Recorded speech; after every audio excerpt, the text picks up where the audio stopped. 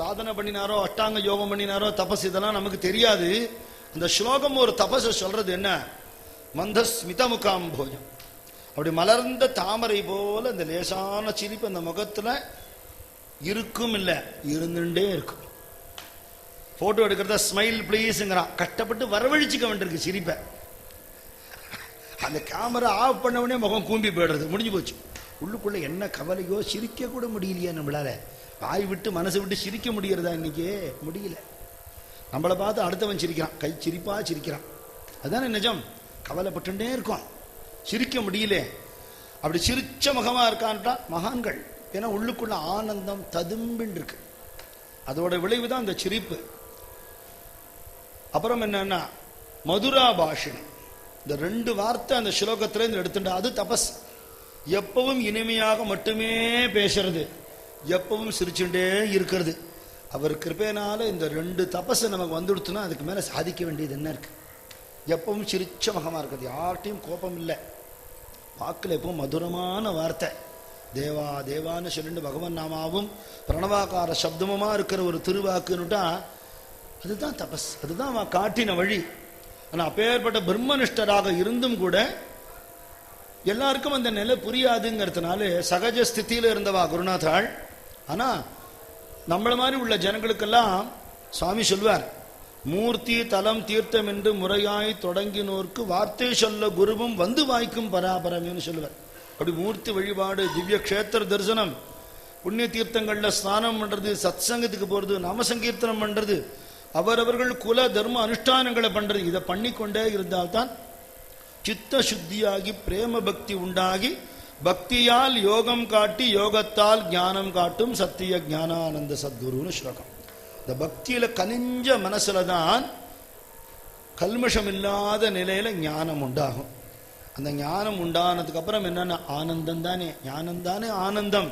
அந்த ஞான ஆனந்தம் தானே மகான்களுக்கு அனுபவமாவே இருந்திருக்கு. நம்ம அனுபவம் என்ன, உலக வாழ்க்கையில கஷ்டம் கஷ்டம் கஷ்டம், பலவிதமான சிரமங்கள் அனுபவிக்கிறோம் வாழ்க்கையில. ஒரு பக்தர் சொன்னார், ரொம்ப கஷ்டம் அடுத்தடுத்து வருதே அப்படின்னார். அப்புறம் கொஞ்சம் கழிச்சு சொன்னார், நடுநடுல சுகமும் வருதுன்னார். நான் சொன்னேன், இல்ல சுவாமி யோஜனை பண்ணி பாருங்கோ, 2 கஷ்டத்துக்கு நடுவில் இருக்கிற இடைவெளிய சுகம்னு நாம நினைச்சுக்கிறோம்னு சொன்னேன். அதுதான் உண்மை. இந்த கஷ்டம் அந்த கஷ்டம் 2 கஷ்டத்துக்கு நடுவில் இருக்கிற இடைவெளி சுகமாக நமக்கு படுறது. வாஸ்தவமா சுகம்ங்கிறது என்ன அப்படின்னா, சத் சங்கத்துல இருந்துட்டா அந்த சுகம் என்னன்னு தெரிஞ்சு போயிடும். இதுக்கப்புறம் மற்றதுனா சுகம் இல்லை, மற்றதெல்லாம் அல்பம், ஒண்ணும் இல்லை, விஷயம் இல்லை. இது ஒண்ணுதான் ஆனந்தம், சதா பகவானோட இணைஞ்சு இருக்கிறது. குருநாதர் சொல்வர், ஞானானந்த பகவான் அங்கங்க நோட்டீஸ் போட்டு சத்சங்கம் நடக்கிறது, ராதா கல்யாணம், சீதா கல்யாணம், வேத பாராயணம், ஹோமங்கள், பூஜைகள்லாம் போடுறான். அதெல்லாம் நல்ல சத்சங்கங்கள், அவசியம் கலந்துக்கணும். ஆனா இது இத்தனாம் தேதியிலிருந்து இத்தனாம் தேதி வரல 3 நாள் 4 நாள் 5 நாள்னு இருக்கும். அதுக்கப்புறம் என்ன, அது முடிஞ்சு போயிடும். அதுக்கப்புறம் என்ன, அந்த ஊர்ல பண்ற பத்திரிக்கை எடுத்து ஓடுங்க. இது ஒரு சத்சங்கம் சாமி சொல்றார். இல்லைன்னு சொல்லல. இன்னொரு சத்சங்கம் இருக்கு. என்ன, மகான்கள் அனுகிரகம் பண்ணின கிரந்தங்கள் புஸ்தகங்கள்லாம் இருக்கு இல்லையா, அதை படிச்சுட்டு இருக்கிற இடத்துல இருந்தே அவளை தியானம் பண்ணி அவளோட மார்க்கத்தை அனுசரிக்கிறது, அது ஒரு சத்சங்கம். இருக்கிற இடத்துல இருந்துட்டே ஞான என்பவழி குருநாதரது படிச்சா சத்சங்கம், தெய்வத்தின் குரல் பெரிவாழ்ந்து படிச்சா சத்சங்கம், ராமகிருஷ்ணன் அமுதமொழிகள் படிச்சா சத்சங்கம், காஸ்பல் ஆஃப் சுவாமி ராமதாஸ் படிச்சா சத்சங்கம், ரமண மகர்ஷி வச்சனாமிர்தம் படிச்சா சத்சங்கம். அப்ப என்னன்னா, அந்த மகானோட நேரடி தொடர்பு இருக்கு நமக்கு.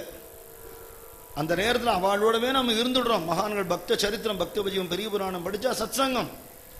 இன்னொரு சத்சங்கம் இருக்குங்கிறார் குருநாதர். என்ன, இந்த சத்சங்கத்துக்கு ஒருத்தர் ஆர்கனைஸ் பண்ணணும், அதுல போய் நம்ம உட்காந்துக்கணும். இந்த சத்சங்கத்துக்கு புஸ்தகம் வேணும், படிக்கணும், கண்ணு தெரியணும், லைட் இருக்கணும், எவ்வளவு இருக்க. இன்னொரு சத்சங்கம் இருக்குங்கிறார். என்ன, உள்ளுக்குள்ள ஒரு சத்து இருக்கு, அதோடு இடையறாத சங்கம் இருந்துட்டே இருக்கணும், அதுவே அழியாத சத் சங்கம்னு சொல்லி. உள்ளுக்குள்ள சத்து இருக்கு, சத்தாகி சித்தாகி சிவமான பிரம்மம் உள்ள இருக்குங்கிறதுக்கு என்ன பிரமாணம் அப்படின்னு கேட்டா பதில் என்னன்னு சொல்ற மகான்கள், அது இருக்கிறதுனால தான்டா நீயே இருக்கேங்கிற. அது போயிடுத்துன்னா ஒன்னா அதுன்னுடுவா, முடிஞ்சு போச்சு. எப்ப சார் அதை எடுக்கிறேன்னு சொல்லிடுவா. ஒன்னு அவர்னு சொல்றாலையோ, அந்த இருக்கு காரணமே அதுதான். உள்ள ஒண்ணு இருக்க, அதுதான். அந்த சத்து போயிடுத்துன்னா அதுக்கப்புறம் பிரயோஜனம் இல்லை. அப்போ ஒன்றை இருக்கும்படியா பண்றது எதுவோ அது இருக்கு, நீ கேள்வி கேட்பியோ? எவ்வளவு முட்டாள்தனம் இல்லையாது? அப்ப இருக்கிறத குருநாதர் சொல்றார், வெளிப்புற பார்வையாவே பார்த்து கொண்டிருக்காமல் உள்ளுக்குள்ள அதை உணர முயற்சி செய்வோம்னு சொல்ற. உள்ளுக்குள்ள ஒரு ஒப்பற்ற பொருள் இருக்கு. சுவாமி அடிக்கடி சொல்வார், உள்ளுக்குள்ள ஒரு ஒப்பற்ற பொருள் இருக்கு. மிருகநாபியுமே சுகந்து ஹே அப்படிம்பார் சாமி. கஸ்தூரி மான் இருக்கு, அதோடைய உடம்புல இருந்து நறுமணம் வரும். அந்த மான் என்ன பண்ணித்தான், அப்படியே காடு பூரா அலைஞ்சு, எங்கேயும் ஒரு பிரமாதமான வாசனை வருது, எங்கேருந்து வருதுன்னு தெரியலையே அப்படின்னு அலையோ அலைன்னு அலையறதான். கண்டுபிடிக்க முடியல. எப்படி கண்டுபிடிக்க முடியும்? அதுக்குள்ள என்ன இருக்குது? அது வெளியில தேடுறது. தேடுன்னு தேடி விட்டு இனிமே நம்மளால நடக்க முடியாது, அவ்வளவுதான் அப்படின்னு ஒரு இடத்துல உட்காந்து அவ்வளவு நேரம் நடந்ததுல நல்லா மூச்சு வாங்குறத வாசனை இன்னும் நல்லா வருது. வாசனை ஜாஸ்தி ஆயிடுத்தே அப்படின்னு நினைக்கிறது. கொஞ்சம் தீர்க்கமா மூச்சு விட்டு நிதானிக்கிறத, ஓ இது நமக்குள்ளே இருந்து தான் வருது, நம்மளே தான் அதுன்னு தெரிஞ்சுன்னு தான் குருநாதர் சொல்ற கதை இல்லை. அப்போ எங்கெங்கெல்லாமோ தேடி அலையறியே அந்த வஸ்து உனக்குள்ளேயே இருக்கு. இந்த ஆனந்தத்தை அனுபவிக்கிறதுக்கு தான் சத்சங்கம். நல்ல பஜனை கேட்கும்போது என்ன பண்றோம், நம்ம யாராவது கண்ணை முடின்னு தியானம் பண்ணுங்க அப்படின்னு குச்சி எடுத்து மிரட்டுறாளான்னு இல்லை, ஆனந்தமா ஒரு பஜனை பண்றது அப்படி ஆட்டோமேட்டிக்கா கண்ணு மூடிடுறது. ஏன்? அதுதான் லயம், மனோலயம். அது செதற மனசு மனோலயத்துக்கு வந்து தான் மனோ நாசத்துக்கு போகணும். பிரயத்தனமே இல்லை. பிராணனை அடக்கிறோமா, சாப்பிடாம இருக்கோமா? நாம சங்கீர்த்தனம் எப்பேற்பட்ட சாதனம்னா துக்காராம் மகாராஜ் சொல்றார், நாம சங்கீர்த்தன சாதன பைசோபே, நாம சங்கீர்த்தன சாதன பைசோபே, சாதன பைசோபே, நாம சங்கீர்த்தன சாதன பைசோபே,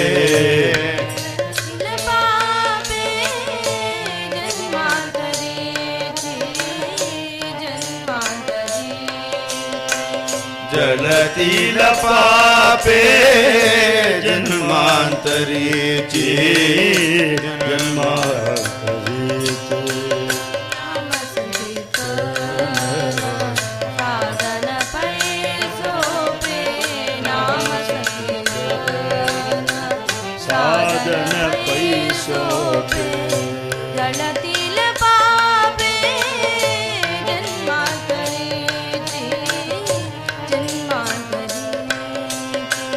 जलतील पापे जन्मांतरीची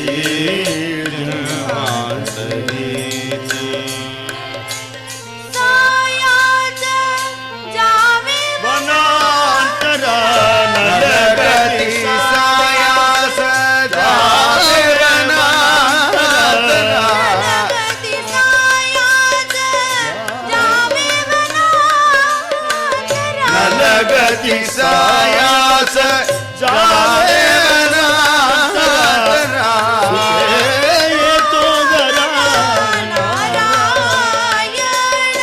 सुखे येतो गरा नारायण,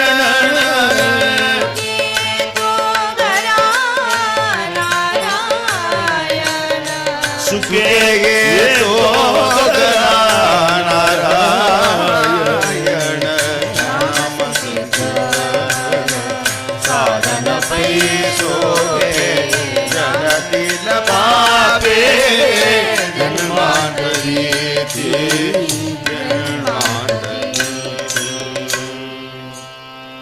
சாதன பைசோபே.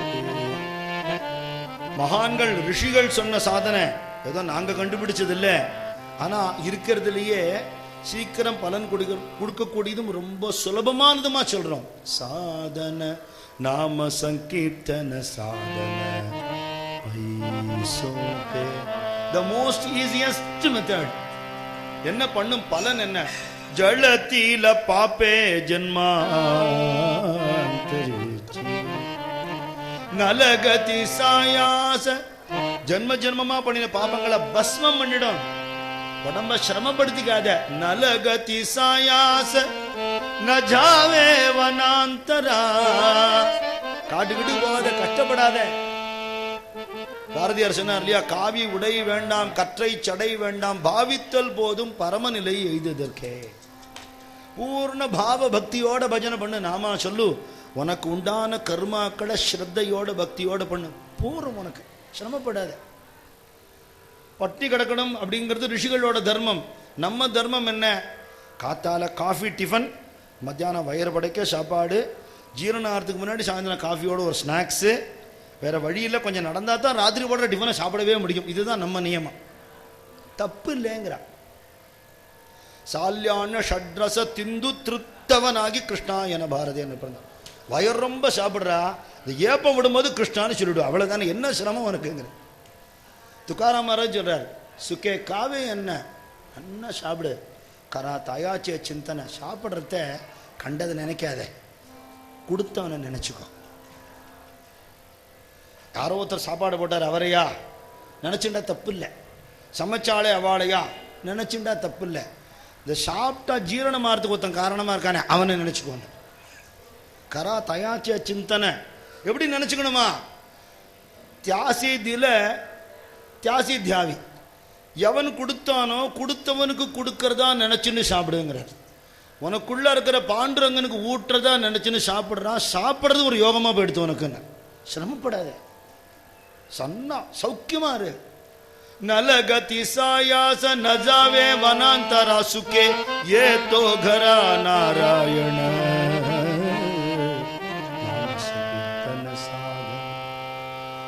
பசிச்சா சாப்பிடுவோம், தூக்கம் வந்தா தூங்குவோம்னார் குருநாதர். இது என்ன சாதனை சுவாமி? அதுவா, பசித்திரு தனித்திரு விழித்திருன்னு ஒருத்தர் சொன்னார், அந்த பசின்னார் சுவாமி. எங்கேருந்து எங்க கொண்டு வர்றார் பாருங்க. ஆத்ம தாகம், ஞான பசி. அந்த ஞான பசி ஏற்படணுமா? ஒருத்தருக்கு பசியே இல்லை, ஏதோ ஜீரண கோளாறு, இலைய போட்டு பருமாறி விதவிதமான ஆகாரங்கள்லாம் பண்ணி போட்டால் அவருக்கு அதை பார்த்தாலே வெறுப்பு வரும். சாப்பிட முடியுமோ? எவனுக்கு சத்சங்க நாட்டம் இல்லையோ அவனை பிடிவாதமாக கொண்டு உட்காந்து வச்சு என்ன பண்ணுறது? அவனுக்கு ருச்சி வரணுமே. அந்த ருச்சி என்ன? அது வந்துடுத்துனா போகிறோம். பசி வந்துடுத்துனா சாப்பாட்டை தேடி ஓடுவான். ஞான தாகம் வந்துடுத்துனா ஜலத்தை தேடி ஓடுவான். இப்படி பசி ஏற்படணுமா? இப்போ பசி ஏற்படலையே, மந்தமாக இருக்கே, அதுக்கு தான் மருந்து இருக்கா? இருக்குங்கிறா. ராமஜோகி மந்து கொனரே பாமருலார, ராமஜோகி மந்து கொனரே பாமருலார, ராமஜோகி மந்து கொனரே பாமருலார, ராமஜோகி மந்து கொனரே பாமருலார, ராமஜோகி மந்து கொனரே, ராமஜோகி மந்து கொனரே. ராமநாமான்னு ஒரு மருந்து இருக்கு, அதை சாப்பிட்டுட்டா இந்த மாந்தம் வயிறு சரியில்லாமல் இருக்குது சரியாகி பசி உண்டாயிடும். அப்புறம் ஆகாரம், அதுக்கு அந்த ராமநாமாவே சாப்பாடாகவும் இருக்கு, மருந்தாவும் அதான் இருக்கு. அபிராமி பட்டர் சொன்னார் இல்லையா, அணுகாதவர்க்கு பிணிய பிணிக்கு மருந்தே, ரெண்டும் அங்கதான் இருக்கு, ஒரே இடத்துல தான் இருக்கு. பகவான் கிட்ட போல என்ன வியாதி போயிடுச்சுன்னா அதுக்கப்புறம் ஆனந்தம் தானே இல்லையா? சுவாமிகிட்ட நெருங்கிட்டு ஆனந்தம் தானே. அப்போ மருந்துங்கிறது ராமநாமா சாப்பிட்டாச்சு, வியாதி குணமாயிடுச்சு. பசி வந்துடுத்த என்ன சாப்பிட்றதுக்கு என்ன இருக்கு? திராட்சா ரசமு கண்ண இக்ஷு, திராட்சா பலமு கண்ண இக்ஷு ரசமு கண்ண பக்ஷிவாகனி நாமம் ஏமி ஏமி ருச்சிரா, ஓ ராமா நீ நாமம் ஏமி ருச்சிரா. அத்தனை விதமான ஆகாரங்களும் பக்ஷணமுமாக பகவன் நாமாவே இருக்கு. சத்குருநாதர் சொல்வர், நாம சங்கீர்த்தனமே என்றும் குன்றாத அருள் தருமே, முற்றொடர் தாமசம் போய் மறையும் சொல்ல சொல்ல சாந்தி தழைத்து வரும்னு சொல்வார். இன்னைக்கு எங்கெல்லாம் பஜனை மேளாக்கள் நடக்கிறது, எத்தனை பேர் பஜனை பண்றா, இன்னைக்கு ஆனந்தமா இருக்கு. நாம கீர்த்தனம் பறந்து நாடலாம் செழிக்கவும், வேறிடாது இன்பம் பொங்கி வீடலாம் விளங்கவும், ஞான தீபம் ஏற்றி என்றும் நாமகீதம் பாடுவோம், தர்மசக்தி வாழ்க்கவென்று சந்ததம் கொண்டாடுவோம். அப்படி பஜனை நடக்கிறது தபோவனத்தில். அந்த காலத்தில் குருநாதர் ஞானானந்த பகவான் எத்தனை மகான்களை எத்தனை சாதுக்களை பஜனை பண்ண வச்சிருக்கார், எத்தனை பாகவதால இதுக்கு உற்சாகப்படுத்தியிருக்கார். பஜனை பரவறதுக்கு சுவாமி எவ்வளவு காரணமாக இருந்திருக்காருன்னு சுவாமி கூட இருந்த வாழ்க்கை தெரியும். மௌனமான புரட்சி. சுத்தானந்த பாரதியார் சொல்றத சைலண்ட் அவேக்கனர் ஆஃப் இந்தியா சத்குரு ஞானானந்தாங்கிறார். வெளியில் ஆர்ப்பாட்டமே தெரியாது, அப்படி ஓசப்படாத காரியம். பெரிய விருட்சம் தெரியும், அதில் பூக்கள் தெரியும், காய் தெரியும், கனி தெரியும், அடியில் வேறு இருக்கும், வெளியில் தெரியாது, விஷயமே தெரியாது. அப்படிதான் குருநாதர் பண்ணக்கூடிய கைங்கரியம் பூரா அப்படிதான் இருக்கும். உலக உபகாரம் ஞானியின் விவகாரங்கிற சுவாமி. எங்களுக்கெல்லாம் என்ன விவகாரம்? உங்களுக்கெல்லாம் பல விவகாரம் இருக்குது, எங்களுக்கு விவகாரம் ஒன்று தான். லோகத்துக்கு உபகாரம் பண்ணுறது பண்ணிக்கொண்டே இருக்கிறது, நாம பிக்ஷை போட்டுக்கொண்டே இருக்குதான் அவளோட வேலை. அவளோட சாதனை அபரிமிதமானது, அது நம்மளால பண்ணவும் முடியாதுங்கிறதுனால என்ன சொல்றான், இங்க பண்ணியிருக்கிற இந்த சாதனையை அனுபவிங்கோ, இந்த பசிக்கு இங்க சாப்பிடுங்கோ. அப்புறம் சாப்பிட்ட அப்புறம் என்ன, உண்ட களைப்பு தொண்டனுக்கும் உண்டு. ஒரு தூக்கம் போடுவோம் இல்லையா, சாப்பிட்டவொன்னே ஒரு தூக்கம் போடுவா. ராமானந்தகிரி சுவாமிகள் நாமாஜி சொன்னார், சுவாமிகிட்ட போய் கேட்டேன், அத்தியாத்ம வித்யாலயம்னு போட்டிருக்கேளே அதுக்கு என்ன அர்த்தம்னு கேட்டேன். மத்தியானம் சொல்கிறேன் அப்படின்னார் சுவாமி. ஏகாந்தமாக தானே இருக்கார், இப்போ சொன்னால் தேவையில்லையே நினச்சிட்டார். மத்தியானம் வரல காத்துன்னு இருக்க முடியல, ஒரு ஆர்வம். மத்தியானம் இவர் மறந்து போயிட்டார், சுவாமி அவர் வந்து தேடினார். காத்தால் ஒரு கேள்வி கேட்டோமே, ஆமாம் என்ன அத்தியாத்ம வித்யாலயம்னா என்ன, இப்போ அதுக்கு பதில் தயாராக இருக்கு, சீக்கிரம் வருவோம் அப்படின்னார். சுவாமி எல்லாம் ஒரே ஹாஸ்யமாக இருக்கும், குழந்தை மாதிரி விளையாடுவார். அதில் ஒரு பாரமார்த்திக தத்துவம் இருக்கும். ஒரு கூட்டின்னு போய் ஒருத்தருக்கான் உள்ள அந்த ப்ரேயர் ஹாலை காட்டினார். ஒருத்தர் நல்லா தூங்கிட்டு இருந்தார். அதான் அத்தியாத்ம வித்யாலயம் சுவாமி. அது பண்ணிட்டு இருக்க, அத்தியாத்ம வித்யா பண்ணிட்டு இருக்கார். இப்போ சுவாமி தூங்குறாரு, அதுதான் அப்படின்னார். இது என்ன இருக்கு இதில், வினோதம் என்ன இருக்கு இதில், அற்புதம் ஆச்சரியம் என்ன இருக்கு? இப்போ அவரால் யாருக்காவது இடைஞ்சல் உண்டான்னார், இல்லை. அவர் எப்படி இருக்காருன்னு அவருக்காவது தெரியுமா? இல்லை. முழிச்சுட்டு இருக்கிறதுனால தானே இப்படி எல்லாம் பேசணும்னு தோன்றது. சத் சங்கத்தில் இருக்கிறதையே கூட தூங்கினா அந்த தொந்தரவு நம்மளால பண்ண முடியுமா? அடுத்த வாழ்க்கை நம்மளால யாருக்கும் தொந்தரவு இல்லை, நம்மளால நமக்கும் தொந்தரவு இல்லை. அப்படி தன்னையே தான் மறந்து தான் இருக்கிற இடமும் தெரியாமல் தன்னில் தான் ஆழ்ந்து இருப்பதுவே அத்தியாத்ம வித்தைன்னு சொன்னார். ஞான தியான சமாதியிலே ஒரு பித்தனை போல் நான் நர்த்தனமாடிடும் நாள் எதுவோ. ஞான தியான சமாதியிலே ஒரு பித்தனை போல் நான் நர்த்தனமாடிடும் நாள் எதுவோ. ஹரி ஓம் ஹரி ஓம் ஹரி ஹரி ஓம் ஹரி ஓம் ஹரி ஓம் ஹரி ஹரி ஓம் ஹரி ஓம் ஹரி ஓம் ஹரி ஹரி ஓம் ஹரி ஓம் ஹரி ஓம் ஹரி ஹரி ஓம். ஹரிநாமத்திலே பிரபு நாமத்திலே ஒரு பித்தனை போல் நான் நர்த்தனமாடிடும் நாள் எதுவோ. ஹரிநாமத்திலே பிரபு நாமத்திலே ஒரு பித்தனை போல் நான் நர்த்தனமாடிடும் நாள் எதுவோ.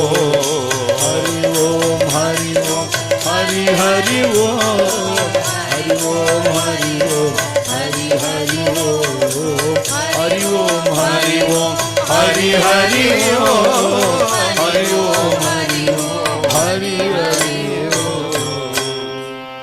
அந்த ஞான தியான சமாதியில் ஆழ்ந்திருப்பது அதுதான் உறக்கம். தூங்காமல் தூங்கி சுகம் பெறுவது எக்காலம் சித்தர்கள் பாட்டு. சுவாமி சொன்ன சாப்பாடு சத்சங்கத்தை அனுபவித்து ஆனந்தப்படுவது. சுவாமி சொன்ன தூக்கம் என்ன, தியான லயத்தில் இருப்பது. அதான் இங்கே என்ன சாதனை, பசி வந்தால் சாப்பிடுவோம், தூக்கம் வந்தால் தூங்குவோம்னார். அதுக்குள்ளே இப்போ ஏற்பட்ட அர்த்தம் உண்டாம். குருநாதருடைய ஒரு அமுத வாக்குக்கு அப்போ ஏற்பட்ட ஒரு அர்த்தம் உண்டு. சுவாமியுடைய திருநாமம் நிறைய பேர் நம்ம கேள்விப்பட்டிருக்கோம். அவருடைய திருவுருவம் இது மாதிரி நிறைய வீடுகளில் பஜனை மந்திரங்கள்லாம் மாட்டி வச்சிருக்கா. அவருடைய அனுகிரகத்துக்கு பாத்திரமானவாளுக்கு அவர் பேர்பட்டவர்னு தெரியும், சொல்லி விளக்கவே முடியாது.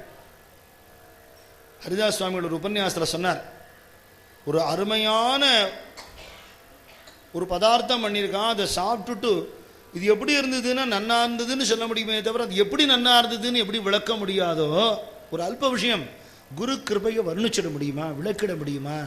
ஞான தேவமனே தரலோ தரலாம், அப்படியே நினைச்ச உடம்பெல்லாம் நடுங்கி மயிர் பூச்செறிஞ்சு கண்ட தாரதாரியா ஜலம் வரும். குரு கிருபையை சொல்ல முடியாது, அவ்வளோதான் விஷயம். குருநாதன் கிருபை அனுபவிச்சவளுக்கு மட்டும்தான் தெரியும். ஆனா இவர் யார், இந்த சுவாமி யாரு, இவர் எங்கிருந்து வந்தார், எத்தனையோ வருஷம் இருந்தார்னு சொல்றாளே, பல நூற்றாண்டு காலம் இருந்திருக்காருன்னு சொல்றாளே, ஜோதிர் மடத்து சங்கராச்சாரியார்னு சொல்றாளே. இப்போ 1974 தானே சித்தியானார். அவர் பார்த்தவா நிறைய பேர், அவர் கிருபைக்கு பாத்திரமானவா நிறைய பேர் இன்னைக்கும் இருக்கா. அவர் மடியில் குழந்தையா உட்காண்டவா, அவரால் அன்னப்பிராசனம் பண்ணப்பட்டவா, குழந்தைகளோட கட்டிண்டு கோவிந்தா உருளுவர் தரையில. வாகீஷ கலாநிதி கீவா ஜெகநாதன் சுவாமி மேல ஒரு பாட்டு எழுதினார். சுவாமி அப்படியே வர்ணிக்கிற பாட்டு. எத்தனை வயசு இருந்தாருன்னு யாருக்கும் தெரியாது. ஆனா அந்த திருமேனியை பார்த்தா அப்படி தக தக தக தக தகன்னு ஒரு பொன்னாறு மேனியனேன்னு அப்படி ஒரு ஜொலிப்பு இருக்கும். குழந்தை மாதிரி ஒரு சாமிங் பர்சனாலிட்டி. வயசானவர்னு தெரியும், ஆனா இளமையா இருப்பார். காலத்தை வென்று ஒளி சேர்மேனி கொண்டான், காலத்தை வென்று ஒளி சேர்மேனி கொண்டான், கவின் முறுவல் மறையாத வதனம் கொண்டான். முகத்தில் எப்பவும் ஒரு சிரிப்பு. ஞாலத்தில் குழந்தைக்கும் குழந்தையாகி, குழந்தைகளா விளையாடிட்டே இருப்பார். ஞானம் உடையோர்க்கு அறிவின் மன்னனாகி, ஞானிகள் வந்துட்டா, பக்குவிகள் வந்துட்டா அவளுக்கு ஏத்த மாதிரி பேசுவார். சீலத்தில் பெரியோர் எல்லாம் வணங்கி ஏத்த, உலகம் யாரெல்லாம் பெரியவா மகாத்மா அப்படின்னு சொல்றதோ அவெல்லாம் வந்து இங்க நமஸ்காரம் பண்றார். அவர் என்ன பண்றார், அவரோட குருநாதர் பாதிக்கு எடுத்து தலையில வச்சுக்கார். திருவடியால் சிரமணிந்த செம்மலாகி கோலத்தில் துறவரசாய் நின்றான் எங்கள் குரு ஞானானந்தன் என்னும் தேசிகேசன். அவர் என்ன பூஜை பண்ணுவார், சந்திரமூலீஸ்வர பூஜையா, சாலக்கிராம பூஜையா, சீதாராமனை பூஜை பண்றாரா, பாண்டவனை பூஜை பண்றாரா, முருகப்பெருமான பூஜை பண்ணாரா, அவர் உபாசிய தெய்வம் என்ன? அஞ்சு பொறி அடக்கி மனம் அடக்கி மோன ஆலயத்தில் நிராசை என்னும் தூபம் காட்டி விஞ்சும் உபசாந்தமெனும் விளக்கேற்றி விருமான ஆனந்தம் நிவேதனம் செய்து துஞ்சி வரும் அடியார்க்கு உறுதி காட்டும் உயர் பூஜை செய்கின்றார் கோவலூரில். கிஞ்சுகம் சேர்த்த போவனத்தில் வாழும் மூர்த்தி கிளர் ஞானானந்தனெனும் ஆசானம்மா, கிளர் ஞானானந்தனெனும் ஆசானம்மா.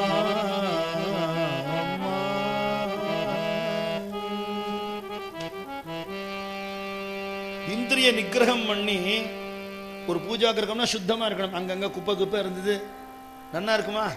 சுத்தமா இருக்கணும். குருநாதர் சொல்றார், பூஜா கிரகம் சுத்தமா இருக்கணும், நீ வசிக்கிற கிரகம் சுத்தமா இருக்கணும், உன் சுத்துப்புறம் சுத்தமா இருக்கணும். பார்த்துக்கிறியோ இல்லையோ, ஹிருதயம் சுத்தமா இருக்க வேண்டாமா? அங்கன்னா பகவான் உட்கார்ற இடம் இல்லையா? நம்ம கடைசியில் மங்கள ஸ்லோகம் கல்யாண உற்சவம் முடிஞ்ச உடனே சொல்லுவா, லாபஸ்தேஷாம் ஜெயஸ்தேஷாம் குதஸ்தேஷாம் பராபவக ஏஷாம் இந்தீவரஷ்யாமோ ஹிருதயே சுப்ரதிஷ்டிதா. யார் ஹிருதயத்தில் பகவான ஷாமள மூர்த்தியை பிரதிஷ்டை பண்ணிட்டாளோ, லாபஹா தேஷாம், எங்க போனாலும் ஜெயம் போட்டுட்டே வந்தா கட்டுப்படி ஆகாது. குதஸ்தேஷாம் பராபவக, முடியாதுன்னு ஒன்றும் கிடையாது, எல்லாமே அங்க சாத்தியம். யாருக்கு? ஹிருதயத்தில் பகவான பிரதிஷ்டை பண்ணினவன் எவனோ அவனுக்குன்னா. ஒருத்தாத்த குப்பையும் குணமுமா இருக்கு, வாங்க வாங்க அப்படின்னா நமக்கே உள்ள போக தோணாது. சார் முதல்ல கிளீன் பண்ணுங்க சார், அப்புறம் வரேன்னு சொல்லுவோம் இல்லையா? ஒரு பஜனைக்கே போறோம், பாகவதாளுக்குலாம் இந்த இடத்துல ரூம் கொடுத்துருக்காங்க, அவங்க சாவி கொடுக்குறாங்க, போனால் குப்பையா இருக்குன்னு வந்து சார் முதல்ல யாரையும் விட்டு கிளீன் பண்ணுங்க, அப்புறம் உள்ள போறேன்னு சொல்லுவோமா இல்லையா? பகவான் உள்ள வந்து எப்படி இங்கே உட்காருவான்? இதெல்லாம் சுத்தமா இருக்கணுமா இல்லையா?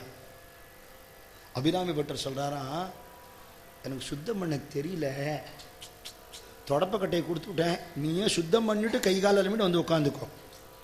வருந்தா வகை என் மனத்தே வந்து புகுந்து இருந்தால் பழைய இருப்பிடமாக. அம்மாவுக்கு பிள்ளை விட்டு சுத்தம் பண்றது என்ன அவமானம் இருக்கு? குருநாதரும் அப்படித்தான். தாயினும் சாலப்பறிந்து பாவியனுடைய ஊனினை உருக்கி உள்ளொளி பெருக்கி உலப்பிலா ஆனந்தமாய தேனினை சொரிந்து புறம் புறம் திரிந்த செல்வமே சிவபெருமானே, நான் உன்னை தொடர்ந்து சிக்கன பிடித்தேன், எங்கு எழுந்துருளுவது இனிமே ஒருத்தர் உன்னை கூப்பிட்டான்னு எப்படி போவே, உன்னை நான் கட்டியா பிடிச்சிட்டேனேங்கிற அடிக்கவாதி. அப்படி ஹிருதயத்தில் பகவானை பிரதிஷ்டை பண்ணணும். அது சாதனையாக கெட்ட எண்ணங்களை விலக்கி பகவானை எழுந்துருள பண்ணுவது, அது ஒரு முறை.